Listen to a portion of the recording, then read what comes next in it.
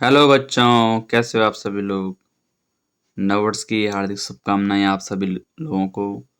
और आने वाला साल आप सभी के लिए बहुत शानदार है। आप अपने जीवन में बड़े बड़े इतिहास बनाओ और अपने इस साल को सबसे शानदार ढंग से जियो। आपका जो ये साल है आपके जीवन में सबसे बेहतरीन रहे। तो बच्चों, मैंने काफ़ी टाइम बाद इसे वीडियो अपलोड कर रहा हूँ क्योंकि बीच में कुछ मतलब बिजी रहा मैं काफ़ी सारे कामों में, ऑफलाइन क्लासेस के लिए।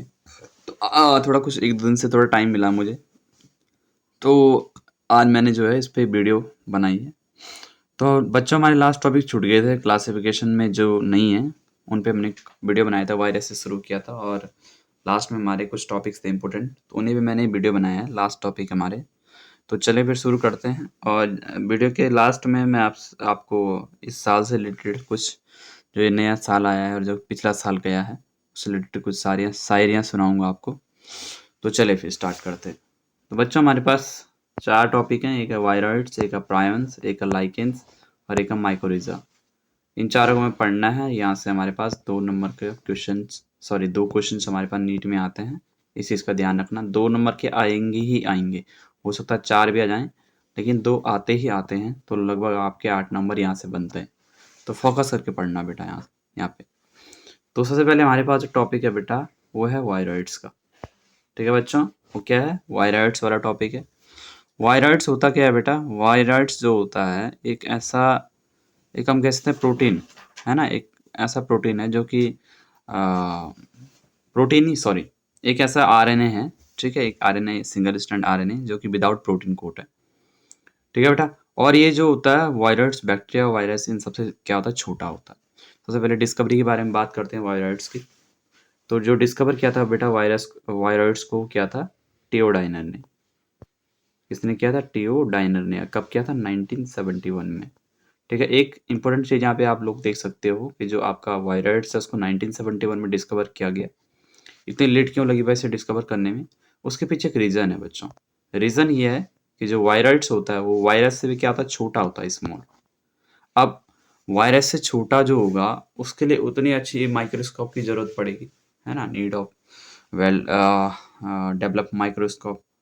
तो हमारे पास इलेक्ट्रॉनिक माइक्रोस्कोप कब आई पूरी दुनिया में? 1950 में आई, है ना। 1950 में आई इलेक्ट्रॉनिक माइक्रोस्कोप। उससे पहले ऐसे कोई भी माइक्रोस्कोप पॉसिबल नहीं थी, कैपेबल नहीं थी, जो कि वायरस के बारे में अच्छी इन्फॉर्मेशन दे पाए। तो 1971 में ही जाके, जब इलेक्ट्रॉनिक माइक्रोस्कोप आई 1950 में, उसके बाद ही वायरस पे अच्छी रिसर्च क्या हुई, हो पाई, पॉसिबल हो पाई। तो डिस्कवरी की थी टियोडाइनर, बहुत ग्रेट साइंटिस्ट थे। ठीक है। होता क्या है बच्चों? वायरॉइड्स जो होता है बच्चों, वायरॉइड्स क्या होता है? It's a single strand RNA without protein code which is infectious. ये एक सिंगल स्ट्रैंड आरएनए होता है जो क्या होता है? विदाउट प्रोटीन कोड के होता है। यानी कि वायरस में और इसमें एक ही डिफरेंट है बेटा, ध्यान रखना। वायरस और इसमें एक ही डिफरेंट है कि जो आपका वायरस है, ठीक है, उसमें जो बाहर होगा, है ना, जो बाहर होगा आपका कैप्सिड होगा, यानी प्रोटीन का पूरा कोट होगा। ठीक है। लेकिन जो आपका वायरस होता है वो क्या था? सिंगल स्ट्रैंड आरएनए होता है, यानी ऐसे। ये सिंपल, मतलब हम कह सकते हैं सिंगल स्ट्रैंड आरएनए, उसके अलावा कुछ भी नहीं है। कौन? वायरस। तो यहाँ पे जो डेफिनेशन है बेटा वो पूरी हो जाती है बच्चों। ठीक है। यहाँ पे आप लोगों को डेफिनेशन कंप्लीट हो जाती है कि जो वायरॉइड्स है वो है क्या असल में। तो ये क्या है बच्चों? एक सिंगल स्ट्रैंड आरएनए है जो जिसके बाहर क्या नहीं होता? प्रोटीन कोड प्रेजेंट नहीं होता, यानी without, it's a single strand RNA without protein code which is infectious. जो क्या होता है? इन्फेक्शियस होता है। एक single strand RNA without protein code. Clear? तो एकेडमी वालों के लिए डेफिनेशन हो गया, नीट वालों के लिए एक क्वेश्चन बन गया, बहुत अच्छा। क्योंकि आप लोग देख लेना बेटा, पिछले प्रीवियस प्रीवियस ईयर में ये क्वेश्चन बहुत बार पूछा गया है कि मतलब कौन ऐसा वो है जो कि इन्फेक्शियस है और विदाउट प्रोटीन कोट है, वायरस से डिफरेंट है। ठीक है। तो वो कौन है? वायरस है। और ऐसा पूछ सकता है कि single strand RNA without protein coat. तो वो आप लोगों को वहाँ पर तुरंत अपना जो डाउट सा क्लियर करना है, उसका आंसर क्या होगा? वायरस।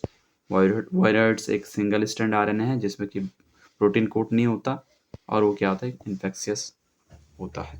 ठीक है बेटा, क्लियर? तो चलिए फिर आगे चलते हैं। सबसे पहले बात करते हैं बच्चों इसको फाउंड कहाँ किया गया था। तो found in potato spindle tuber disease. बच्चों जो आपके टियोडाइनर थे, जो मैंने आपको ऊपर ही पढ़ाया, ठीक है, टियोडाइनर जो थे आपके 1971 में जिन्होंने इसकी डिस्कवरी की थी, उन्होंने इसको आलू में खोजा था, पोटैटो में इसको क्या किया था, खोजा था, फाउंड किया था। पीएसटीडी करके एक डिजीज होती है आलू में, मतलब डिफॉर्म हो जाता है, साइज में डिफॉर्म हो जाएगा, या फिर उसमें बहुत सारे डिफरेंट कैरेक्टर दिखने शुरू हो जाएंगे आलू के अंदर। तो वो ऐसी जो डिजीज होती है, जैसे आपको यहाँ पर दिख रही है, मैंने यहाँ पर एक यहाँ पर एक शो दिया है देखने के लिए, ठीक है, इमेज का शो दिया है। यहाँ पे आप लोग देख सकते हो कि ये जो है, ये तीनों के तीनों आलू जो हैं, ये किससे इन्फेक्टेड है, पोटैटो, यहाँ पर ऊपर देखिए, पोटैटो स्पेंडल ट्यूबर डिजीज, पीएसटीडी से क्या है, इन्फेक्टेड है, ठीक है। तो इसी में इन्हीं जो आपके आलू थे, इनमें क्या करा उन्होंने, इसके बारे में पता किया। किसके बारे में, वायरॉइड्स के बारे में। किसने, टियोडाइन ने 1971 में। उन्होंने देखा कि यार हो क्या रहा है, तो तब उन्होंने बोला कि ये क्या है, वायरॉइड्स है, जो कि सिंगल स्टैंड आरएनए है विदाउट प्रोटीन कोड, और जो क्या है, इन्फेक्शियस है। क्लियर। Smallest than virus. बच्चों ये जो होता है वायरस से भी छोटा होता है, मैंने आपको ऊपर ही बताया पहले कि इलेक्ट्रॉनिक माइक्रोस्कोप की जरूरत इसलिए पड़ी क्योंकि इसका साइज जो है बहुत छोटा था, इसको देखना जो है बहुत मुश्किल था नॉर्मल माइक्रोस्कोप से। यहाँ पे आप देख सकते हो इसी तरह से, मतलब लगभग इसी तरह से जो आपका वायरॉइड्स बेटा उसका स्ट्रक्चर होता है, ठीक है। एक सिंगल स्टैंड आरएनए है, ठीक है, आरएनए स्टैंड लगे हैं इस पे, और इसके आउटर में कोई भी प्रोटीन कोड प्रेजेंट नहीं है, ठीक है। यही इसकी सबसे मेन क्या है, इम्पोर्टेंस है इसका। सबसे इम्पोर्टेंट जो निकलता है यहाँ से बेटा क्वेश्चन में, वो यही निकलता है कि single stand RNA without protein code and infectious. कुछ इंपॉर्टेंट पॉइंट्स पढ़ लेते हैं जरा इसके बारे में बच्चों, ठीक है। इंपॉर्टेंट पॉइंट्स क्या क्या हैं, इंपॉर्टेंट पॉइंट्स में फर्स्ट कह रहा है SSRNA, single stand RNA, it have low molecular weight. जो आपका सिंगल स्टैंड आरएनए होता है कंपैरिजन में वायरस के, कंपैरिजन में बच्चों वायरस के, इसका क्या होता है, लो मॉलिक्यूलर वेट होता है, ठीक है। और लास्ट जो पॉइंट दे रखा है वो दे रखा है small size compare to virus. Virus से कंपेयर में क्या होता है, स्मॉल साइज होता है इसका वायरॉइड्स का, ये पहले भी मैं आपको बता रहा हूँ, ठीक है। सबसे इंपॉर्टेंट पॉइंट यही है फर्स्ट कि प्रोटीन कोड नहीं होता, केवल सिंगल स्टैंड आरएनए होगा, और दूसरा ये कि स्मॉल साइज होता है किसके कंपेयर में, वायरस के कंपेयर में। क्लियर, कोई डाउट्स नहीं रहना चाहिए यहाँ पर, ठीक है बच्चों। चलिए तब आगे बढ़ते हैं, कोई डाउट्स होगा तो आप लोग मुझे नीचे कमेंट्स में पूछ सकते हैं। तो डन हुआ वायरॉइड्स बच्चों, वायरॉइड्स रिलेटेड सारे डाउट्स कंप्लीट हुए। दो ही क्लियर रखना बच्चों यहाँ से चीज़ों को, एक पहला कि वायरॉइड्स जो है टियोडाइन ने 1971 में पोटैटो स्पेंडल ट्यूबर डिजीज जो हुई थी आलू में, उसमें उसको डिस्कवर किया था। और दूसरा दूसरा कि जो ये वायरॉइड्स है वो एक सिंगल स्टैंड आरएनए है जिसपे कि प्रोटीन कोड प्रेजेंट नहीं होता, जो कि क्या है, इन्फेक्शियस है। बस ये दो चीज़ें यहाँ से याद रखनी है, उसके अलावा ज़्यादा चीज़ों पे दिमाग नहीं लगाना है, ठीक है। चलिए तो नेक्स्ट चलते हैं बच्चों प्रायंस पे। सबसे इंपॉर्टेंट टॉपिक हमारा प्रायंस, ठीक है। अब देखो बच्चों प्रायंस होते क्या हैं। बहुत सारे बच्चे, जब हम लोग एनसीईआरटी पढ़ते थे तो हमारे टाइम पर जो है एनसीईआरटी में चीज़ें नहीं होती थी, मतलब प्राइम्स वगैरह नहीं था उस टाइम पे। लेकिन अब वाले जो एनसीईआरटी को थोड़ा वो किया गया है, ठीक है, मॉडिफाई किया, अपडेट किया गया है, उसमें जो है प्राइम्स के बारे में लिखा गया। तो बच्चों प्राइम्स होते क्या हैं, अगर मैं बात करूं क्या प्राइम्स आउटर होते हैं, मतलब बाहर से होते हैं, ये बाहर से भी हो सकते हैं, हमारी बॉडी के अंदर भी हो सकते हैं, यानी दोनों कॉम्बो, ठीक है, पुलिस गिरी वाला कॉम्बो है। ये बाहर से भी हो सकते हैं, हमारी बॉडी के अंदर भी हो सकते हैं। तो बच्चों आउटर कैसे होते हैं, प्राइम्स होते हैं कैसे, से पहले हम ये बात करेंगे। तो बच्चों प्राइम्स जो है यहाँ पे मैंने लिखा भी है कि प्राइम्स जो होते हैं abnormal folding of specific normal cellular protein, ठीक है बच्चों। नॉर्मल सेलुलर प्रोटीन की क्या होती है, एबनॉर्मल फोल्डिंग होती, क्लियर। तो प्राइम्स जो होते हैं बच्चों, दिक्कत लग रही है, टेक्निकल प्रॉब्लम है, इश्यू है बच्चों। तो बच्चों सॉल्व हो गया टेक्निकल प्रॉब्लम, ठीक है। तो बच्चों जो प्राइन्स होते हैं होते क्या हैं, ये एबनॉर्मल फोल्डिंग होते हैं किसकी, स्पेसिफिक नॉर्मल सेलुलर प्रोटीन्स के। किसके होते हैं बच्चों abnormal folding, specific normal cellular proteins. हम कह सकते हैं कि प्राइन्स जो है बच्चों वो मतलब ऐसा नहीं कि कोई डिजीज है पहले से तैयार हो रखी है कि हाँ भाई मैंने डिजीज करना है, वो ये है कि मतलब डिफॉर्म है, एक एबनॉर्मल फोल्डिंग है, डिफॉर्मिंग हम फॉर्म कह सकते हैं किसकी, स्पेसिफिक नॉर्मल सेलुलर प्रोटीन्स की। तो प्राइन्स जो होते हैं बच्चों वो एबनॉर्मल फोल्डिंग होते हैं किसके, स्पेसिफिक नॉर्मल सेलुलर प्रोटीन्स के। प्रोटीन की एबनॉर्मल फॉर्म जो होती है उसे हम बोलते हैं प्रायंस प्रोटीन। क्लियर, दो चीजों में इसको खत्म करो बच्चों। एबनॉर्मल फोल्डिंग जो होती है किसकी, प्रोटीन की, सेलुलर प्रोटीन्स की, या प्रोटीन ही बोलो, ज्यादा दिमाग नहीं लगाना, ठीक है। Abnormal folding of specific normal cellular proteins, protein की एबनॉर्मल फॉर्म जो होती है उसे हम प्राइंस बोलते हैं, ठीक है। यहाँ पर जैसे सिंपल एक प्रोटीन है, एक प्रोटीन है सिंपल, ठीक है। यहाँ पर एक सिंपल सा प्रोटीन ले लेते हैं, एक प्रोटीन आया, ये प्रोटीन है, ये प्रोटीन है, प्रोटीन की एबनॉर्मल फोल्डिंग, ऐसे ऐसे करके कुछ फोल्डिंग कर दो, ठीक है। तो वो क्या हो जाएगा, उसको हम बोलेंगे प्राइन्स, यानी प्रोटीन्स को डिफॉर्म हो गया प्रोटीन, प्रोटीन की एबनॉर्मल फोल्डिंग हो, तो वो क्या है, प्राइन्स है। तो दो चीज़ों में क्लियर रखना, ठीक है, कि abnormal folding of specific normal cellular proteins are called prions proteins. Clear बच्चों, यहाँ पर आप लोग देख सकते हैं, देखो ये जो है ये एबनॉर्मल फोल्डिंग है प्रोटीन की, पहले ऐसे नहीं रहा होगा, ये पहले सिंपल वे में रहा होगा और उसके बाद जो है इसकी एबनॉर्मल फोल्डिंग होगी, तो इसे हम बोलेंगे क्या, prions protein, abnormal folding of specific normal cellular proteins जो होता है। यहाँ पर आप लोग देख सकते हो कि यहाँ पर एक नॉर्मल प्राइन्स प्रोटीन दे रखा है, ये नॉर्मल है, ठीक है, मतलब जो इन्फेक्शियस नहीं है, जो डिजीज नहीं कॉज करता, ठीक है। और यहाँ पर आप लोग देख सकते हो कि ये जो है ये वाला प्रोटीन, इसमें कुछ अलग सा स्ट्रक्चर आपको दिख रहा होगा, यहाँ पर ये ज़्यादा ही और डिफॉर्म हो गया, ठीक है। ये जो है डिजीज कॉजिंग प्राइन्स बोलते हैं इससे। क्लियर बच्चों, डन, कोई दिक्कत।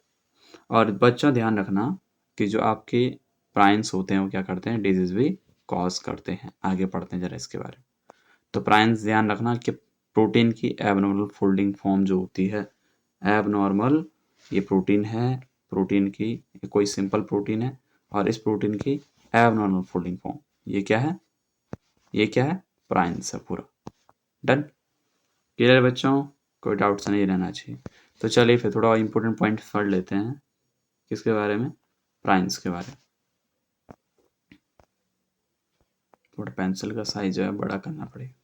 तो बच्चों इंपॉर्टेंट पॉइंट में सबसे पहला पॉइंट जो है, prions disease can affect both humans and animals and are sometimes spread to human by infected meat products. The most common form of prion disease that affects human is CJD, ठीक है।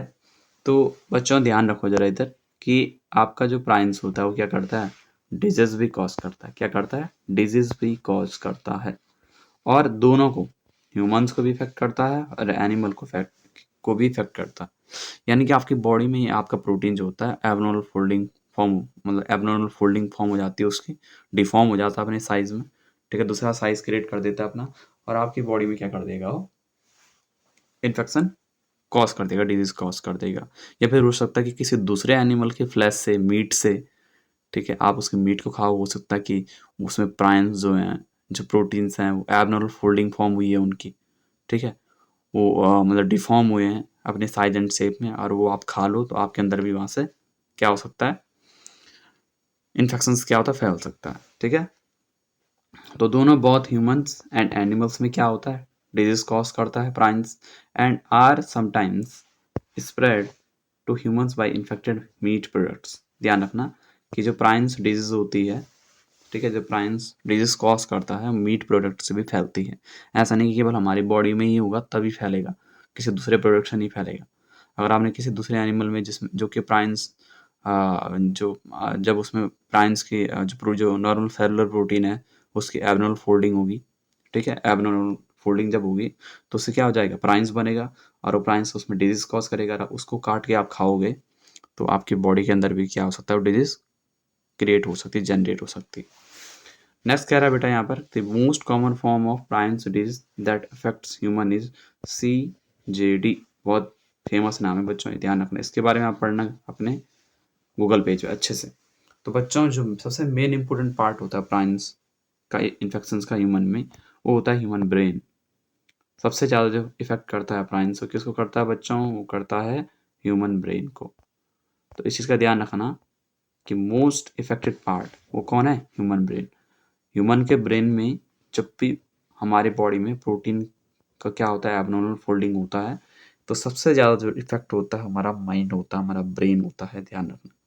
ठीक है, तो हम लिख सकते हैं, हम यहाँ से एक पॉइंट निकाल सकते हैं कि प्राइम जो होता है मेनली किस पे इफेक्ट करता है, हमारे ब्रेन पे, और आपका जेनेटिक डिसऑर्डर के लिए, और आपके जो आपके क्रोमोसोमल डिसऑर्डर होते हैं उस चीज़ के लिए भी प्राइम्स क्या रहता है, रिस्पॉन्सिबल रहता है।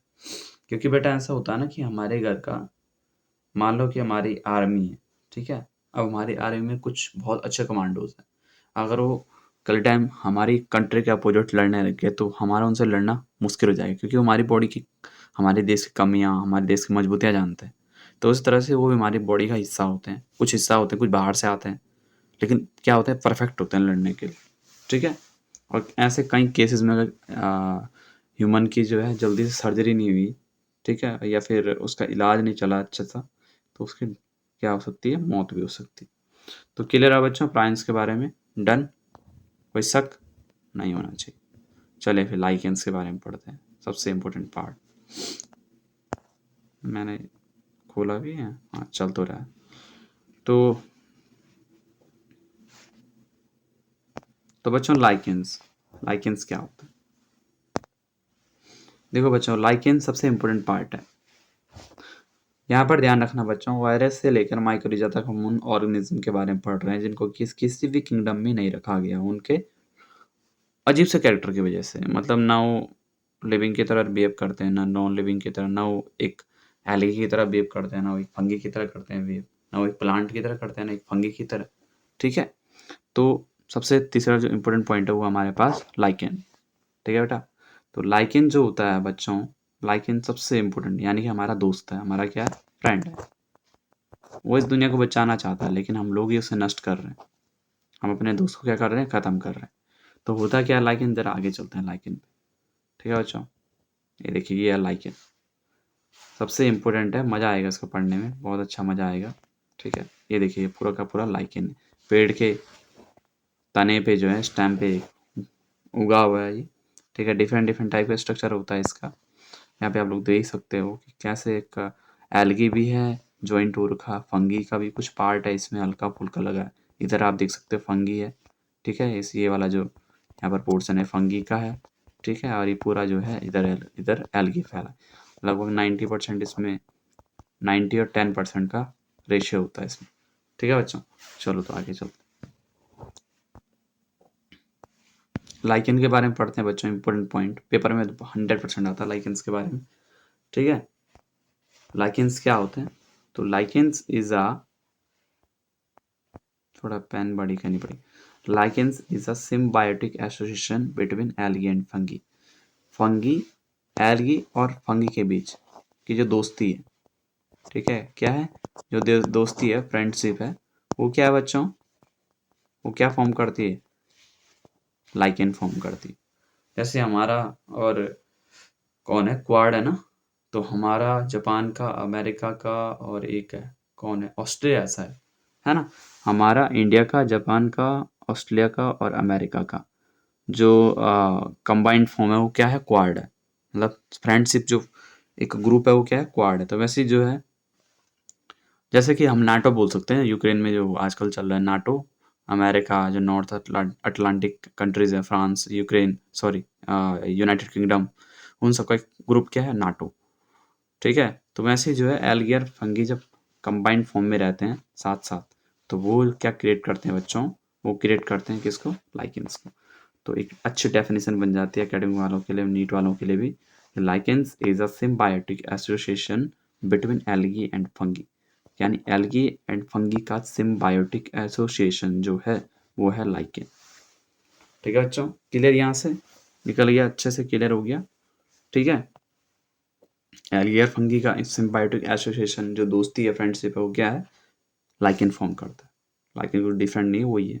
इसलिए इनको किसी भी क्लासिफिकेशन में नहीं रखा गया, क्योंकि समझ में नहीं आता कि यार रखें किसमें। इसमें एल्गी भी है, इसमें फंगी भी है, समझ में नहीं आता करें तो करें क्या करें। ठीक है बच्चों, तो चलिए फिर आगे बढ़ते हैं, जरा एल्गी के बारे में पढ़ते हैं। जरा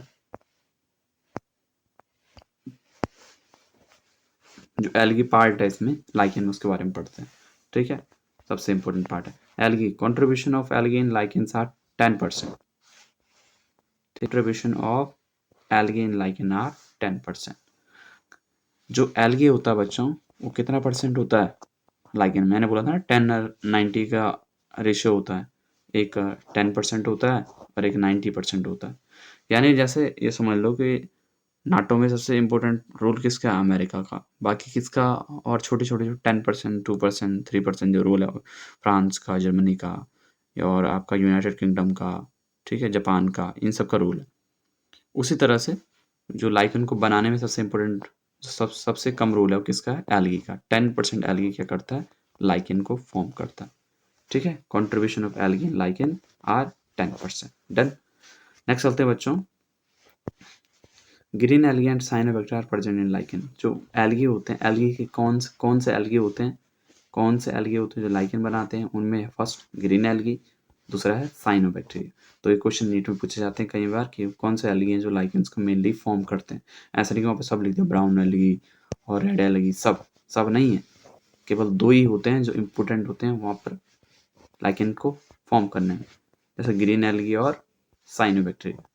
ठीक है, जैसे कि हमारे कंट्री में हमारी सिक्योरिटी के लिए, बॉर्डर की सिक्योरिटी के लिए कौन है? बीएसएफ है ना। अगर अगर हम ये बोलेंगे कि हाँ हमारी पुलिस है, हमारी क्या बोलते हैं उसको, जनरल जो सिविल पुलिस होती है, या फिर हमारी जो सीआईएसएफ होती है वो है, तो वो गलत हो जाएगा फिर। तो वैसे जो एल्गी है, कौन से एल्गी फॉर्म करते हैं लाइकेन को? वो है ग्रीन एल्गी और साइनोबैक्टीरिया। याद रखना बच्चों यहाँ से कि जो एल्गी हैं, दो ही एल्गी फॉर्म करते हैं लाइकेन को, ग्रीन एल्गी और cyanobacteria are present in lichen. Clear? Next, the part of algae in lichens are called phycobiont। सबसे इंपॉर्टेंट पॉइंट है यहाँ से, जो एल्गी वाला पार्ट होता है बच्चों लाइकेंस में, उसका नाम क्या होता है? फाइकोबाइंट। फाइको मतलब, फाइको समझ रहे हैं? फाइको मतलब होता है एल्गी, फाइकोलॉजी, है ना। फाइके का मतलब क्या होता है? Algae, phycology. ठीक है, तो जो एल्गी वाला पार्ट है लाइकेन में, उसे क्या कॉल करते हैं एक वर्ड में? फाइकोबायोंट। ठीक है, फाइकोबायोंट। एक नंबर में पूछा जाता है कई बार पेपर में कि एल्गी वाले पार्ट को किससे किससे प्रोनाउंसिएट करते हैं, किससे बोल किससे कॉल्ड करते हैं, उससे क्या कॉल्ड करते हैं? तो फाइकोबायोंट, फाइकोलॉजी। फाइको मतलब एल्गी। ठीक है, पता जरा मेन वर्क क्या है एल्गी का, इसमें पता करते हैं। The main work of phycobiont is photosynthesis in algae. तो एल्गी का, सॉरी, इन लाइकेन। तो एल्गी का सबसे इंपॉर्टेंट वर्क क्या है बच्चों लाइकेन्स में? वो है फोटोसिंथेसिस का। यानी कि ये फूड को फॉर्म करने में, भोजन बनाने के लिए, फूड को फॉर्म करने के लिए, फूड बनाने के लिए क्या करता है? इंपॉर्टेंट रोल प्ले करता है लाइकेन्स में। तो पेपर में कई बार इस तरह क्वेश्चन आता है कि फाइकोबायोंट का रोल क्या है लाइकेन्स में, तो वहाँ पे आपको बहुत सारे ऑप्शन दे देता है कि मिनरल ऑब्जर्वर है, ठीक है, आपका वाटर ऑब्जर्वर है, आपका फोटोसिंथेसिस है। ठीक है, तो यहाँ पर सबसे करेक्ट आंसर क्या होगा? फोटोसिंथेसिस करता है कौन? Algae, phycobiont. सबसे मेन वर्क जो है इसका। तो यहाँ से आप लोग इसके डाउट्स क्लियर रखना सारे बच्चों। चलिए तो फिर आगे बढ़ते हैं।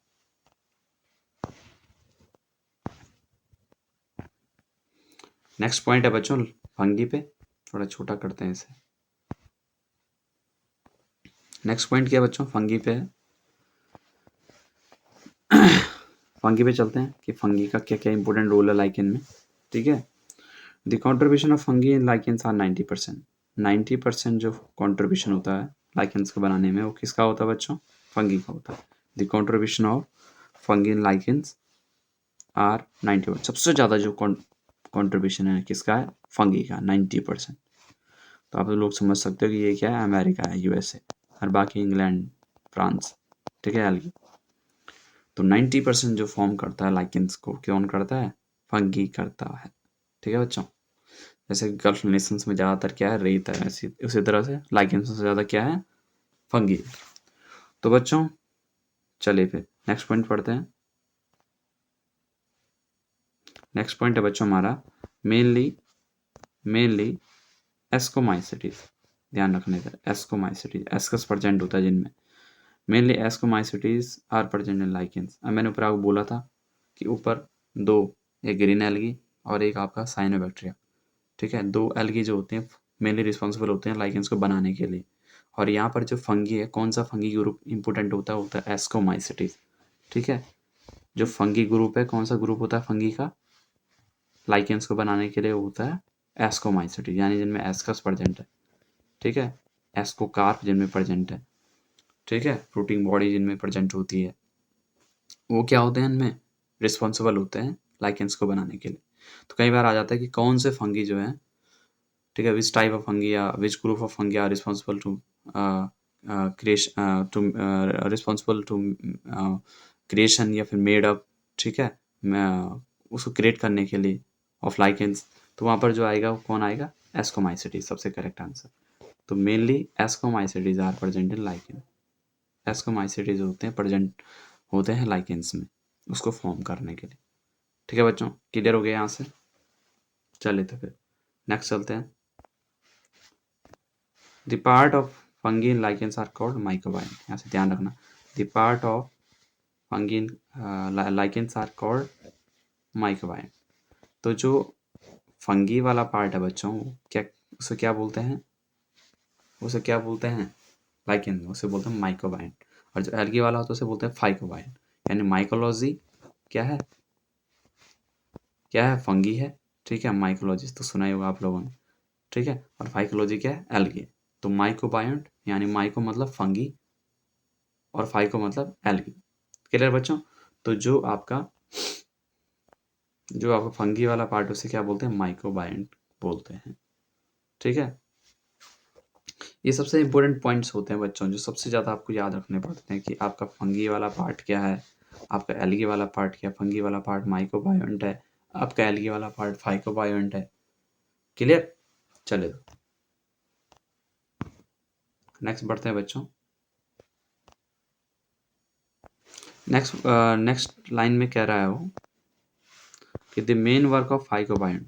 ऊपर भी मैंने पढ़ा था, ऊपर एल्गी का इंपॉर्टेंट वर्क है फोटोसिंथेसिस का। इसका देखते हैं फंगी का क्या है। ठीक है, the main work of phycobiont is absorbing mineral plus water. तो जो मेन वर्क होता है बच्चों किसका? फाइकोबायोट का, वो क्या होता है? मिनरल्स को और वाटर को एब्जॉर्ब करना जमीन से। ठीक है, क्लियर? एल्गी का तो फूड को फॉर्म करना है, बनाना है। ये क्या करेंगे? ये वाटर और मिनरल्स को क्या करेंगे? एब्जॉर्ब करेंगे। अब भाई हर किसी को तो अपना कंट्रीब्यूशन देना ही है ना, ऐसा थोड़ी नहीं कि खाना बनाता रहेगा दूसरा बैठ के खाएगा। दूसरा तो काम करेगा ही कुछ ना कुछ। तो ये क्या करते हैं? ये बोलते हैं एल्गी को कि हाँ भाई चलो तुम फोटोसिंथेसिस करो, तुम एक्सपर्ट हो। ठीक है, क्लोरोफिल प्रेजेंट है तुम में, और भी काफ़ी सारी चीज़ें प्रेजेंट है तुम में, प्लांट्स जैसे बिहेव करते हो तुम लोग।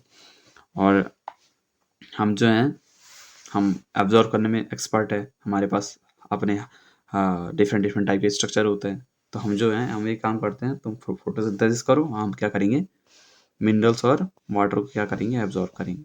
ठीक है, तो जो फंगी है, जो फाइकोबायोट, सॉरी जो क्या लिखा है यहाँ पर? हाँ, मिस्टेक्स हो गया होगा। ठीक है, तो जो आपका फंगी वाला पार्ट है माइक्रोबायोट, वो क्या करता है? यहाँ पर माइक्रोबायोट आना था बच्चों है। ठीक है, तो जो आपका माइक्रोबायोट है, फंगी है, उसका मेन काम क्या होता है? मिनरल्स को और वाटर को क्या करना? एब्जॉर्ब करना लाइकेंस में। तो एक नंबर का क्वेश्चन यहाँ से नीट में बन सकता है कि what is the important work of mycobiont in lichens. तो ऑप्शन कुछ भी दे सकता है आपको, फोटोसिंथेसिस दे सकता है, कार्बोहाइड्रेट एब्जॉर्बर दे सकता है, मिनरल्स एब्जॉर्बर, वाटर एब्जॉर्बर दे सकता है। तो आप लोगों को यहाँ से डाउट्स अपना क्लियर रखना है कि आपका जो माइक्रोबायोट है वो क्या है? मिनरल प्लस वाटर एब्जॉर्बर है। क्लियर बच्चों? डन? चले तो आगे बढ़ते हैं।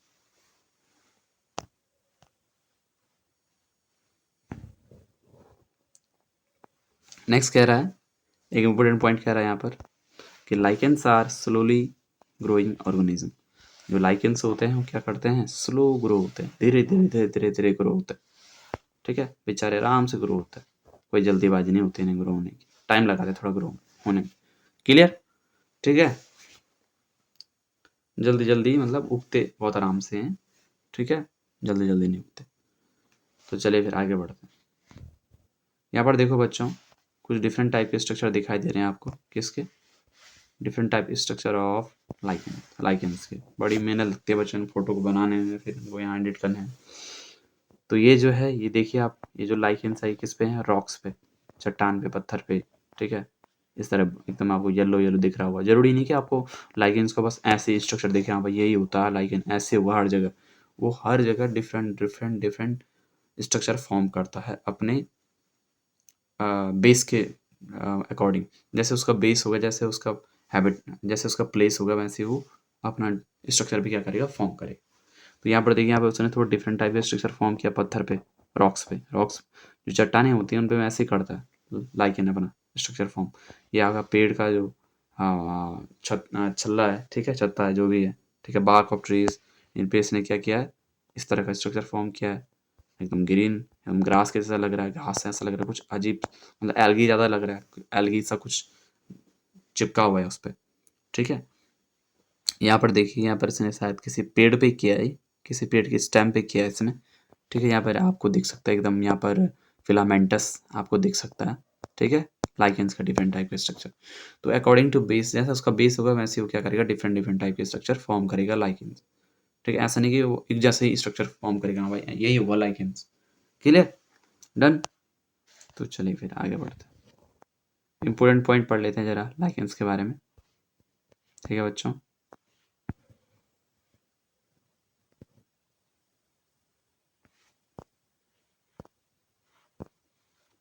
थोड़ा टेक्निकल इश्यू है, तो चलिए बच्चों इंपॉर्टेंट पॉइंट्स पढ़ लेते हैं जरा। इंपॉर्टेंट पॉइंट, ठीक है, सबसे इंपॉर्टेंट पॉइंट्स है बच्चों, पेपर में आते हैं नीट के एग्जाम में। तो चलिए फिर,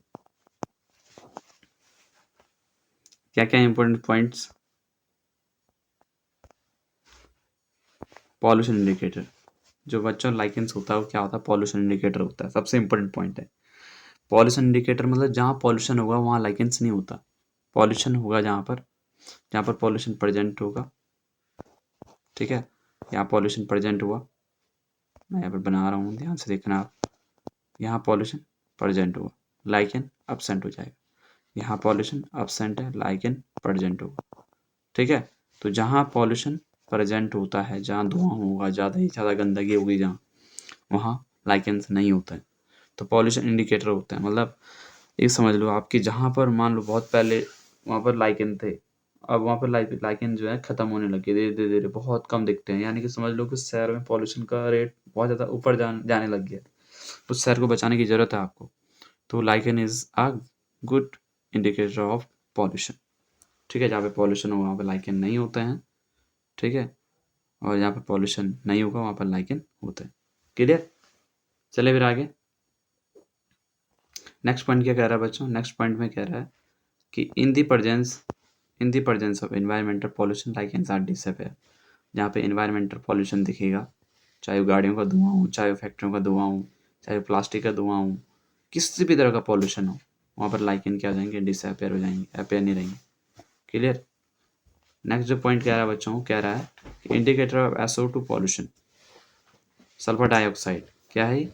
सल्फर डाइऑक्साइड, SO2, ठीक है। SO2 होता क्या? गाड़ियों से जो धुआं निकलता है, जो फ्यूल जलता है उसके बाद जो धुआं होता है उसको हम बोलते हैं क्या? सल्फर डाइऑक्साइड, ठीक है। तो जहाँ पर गाड़ियों का धुआं प्रेजेंट होगा वहाँ पर डिसअपेयर होना शुरू हो जाएंगे, दिखना बंद हो जाएंगे, ख़त्म हो जाएंगे वहाँ पर।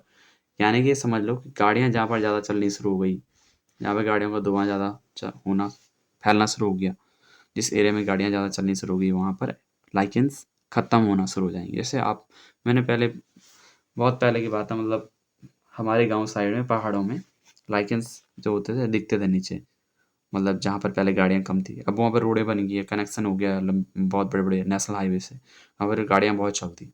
अब अगर जाओ, कभी जाओ वहाँ अंदर जंगलों में, तो वहाँ पर लाइकेंस होते हैं, बहुत कम होंगे जो लाइकेंस दिखते हैं। मतलब पॉल्यूशन वहाँ भी फैल गया। यानी पॉल्यूशन फैला कैसे? इसकी वजह से, SO2 की वजह से, सल्फर डाइऑक्साइड, ठीक है। तो इंडिकेटर्स गाड़ियों का जो पॉल्यूशन होता है उसके भी क्या होते हैं, गुड इंडिकेटर्स होते हैं। SO2 सल्फर डाइऑक्साइड जो होता है, वो जो धुआं होता है गाड़ियों का, जब पेट्रोल जलता है तो उससे जो धुआं निकलता है उसे हम बोलते हैं सल्फर डाइऑक्साइड। क्लियर। नेक्स्ट जो बच्चों, litmus are obtain from lichens. Litmus जो होता है इंडिकेटर होता है जिसके आप पता लगाते हो कि एसिड है, बेस है, ठीक है, अम्ल है, क्षार है। तो किससे ऑब्टेन किया जाता है, लाइकेन से ऑब्टेन किया जाता है। इकोनॉमिक इंपोर्टेंट बहुत ज़्यादा है लाइकेन का। नेक्स्ट जो है बच्चों वो है हमारे पास use in medicine. Example hydrophobia. Lichens का मेडिसिन में बहुत ज़्यादा यूज़ किया जाता है। बहुत सारी कंपनियाँ और जो आपकी जैसे कि बड़ी बड़ी आपकी मेडिकल कंपनियाँ हैं, फैक्ट्रीज हैं, इंडस्ट्रीज हैं, वो इसको पहाड़ों से बहुत ले जाती हैं, टर्नओवर करती हैं इसका, ठीक है, और कॉन्ट्रैक्टर रखती हैं अपनी पहाड़ों में, ताकि हमारे पास एक अच्छा कंटेंट वाला लाइकेंस मिले। क्योंकि अब ये बहुत कम जगह दिखते हैं ना, क्योंकि पॉल्यूशन हर दुनिया में पूरी जगह फैल गया। जैसे हाइड्रोफोबिया, कुत्ते काटने से जो बीमारी फैलती है जिससे कि पानी से डर लगने लग जाता है, उसकी एक बहुत अच्छी मेडिसिन बनाई जाती है लाइकेंस, ठीक है। तो मेडिसिन में भी इसका क्या है, एक इम्पोर्टेंट रोल है। क्लियर बच्चों, कोई डाउट्स? कोई डाउट्स नहीं रहना चाहिए। लाइकेंस हो गया कंप्लीट। चलिए नेक्स्ट चलते हैं माइक्रोरिजा पे। किस पे चलते हैं नेक्स्ट, माइक्रोरिजा पे, ठीक है बच्चों। ऊपर कोई डाउट्स रह जाए तो मुझे तुरंत बोलना। माइक्रोरिजा क्या है बच्चों? माइक्रोरिजा कुछ नहीं, माइक्रोरिजा फंगी और प्लांट की दोस्ती है, और कुछ भी। प्लांट बोलता है भाई जो मेरी नीड है वो तो पूरी कर, मैं तेरी नीड पूरी करूँगा, ठीक है। यानी कि हम दोनों की जो ज़रूरतें हैं वो हम दोनों साथ मिलकर पूरी करेंगे, वही है माइक्रोरिजा। बस फंगी और प्लांट का क्या, एसोसिएशन, ठीक है।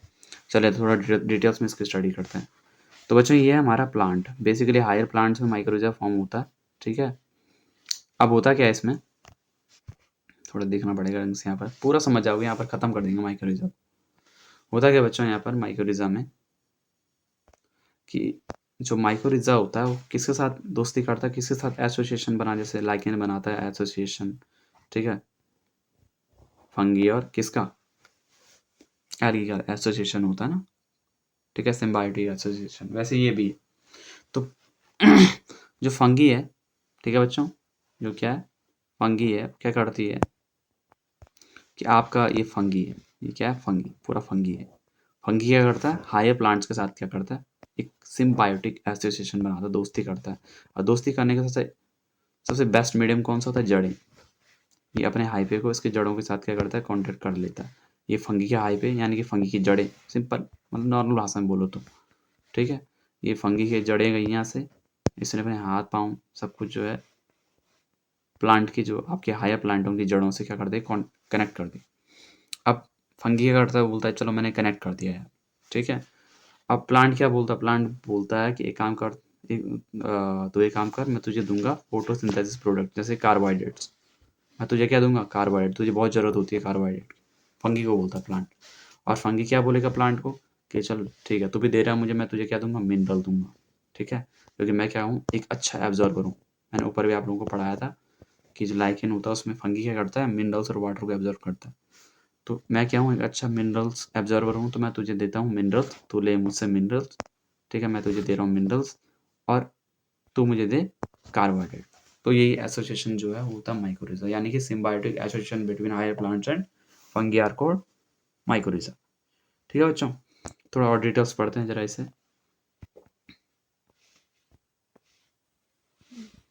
होता क्या है, होता क्या है बच्चों, ये यहाँ पर देखो चार्ट दिख रहा है आप लोगों को, ये चार्ट देख सकते हो आप लोग, ये चार्ट जो है देख सकते हो, ये चार्ट जो है बच्चों देख सकते हो आप लोग, यहाँ पर देखिए। जो प्लांट है वो क्या कर रहा है, फंगी को वो कर रहा है प्रोवाइडेड क्या, कार्बोहाइड्रेट, ठीक है। क्योंकि फोटोसिंथेसिस जो प्रोडक्ट है वो क्या है, कार्बोहाइड्रेट है। तो वो देता है उसको फंगी को कार्बोहाइड्रेट, और फंगी क्या दे रहा है, वाटर दे रहा है, और न्यूट्रिशंस जो मिनरल्स हैं वो दे रहा है किसको, प्लांट को। तो ऐसे जो है पूरा सिम्बायोटिक एसोसिएशन, दोस्ती जो है, फ्रेंडशिप जो है वो बन रही है दोनों के बीच। क्लियर, थोड़ा आगे पढ़ते हैं।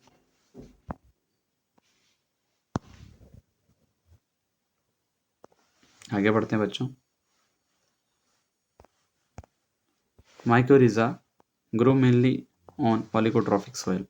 तो ये नीट के लिए इंपॉर्टेंट टॉपिक बन जाते हैं, यहाँ पर क्वेश्चन बन जाता है कि जो माइक्रोरिजा होते हैं बच्चों किस में ग्रो होते हैं, मेनली ऑलिगोट्रॉफिक सॉइल, ध्यान रखना, ऑलिगोट्रॉफिक, ऑलिगोट्रॉफिक सॉइल।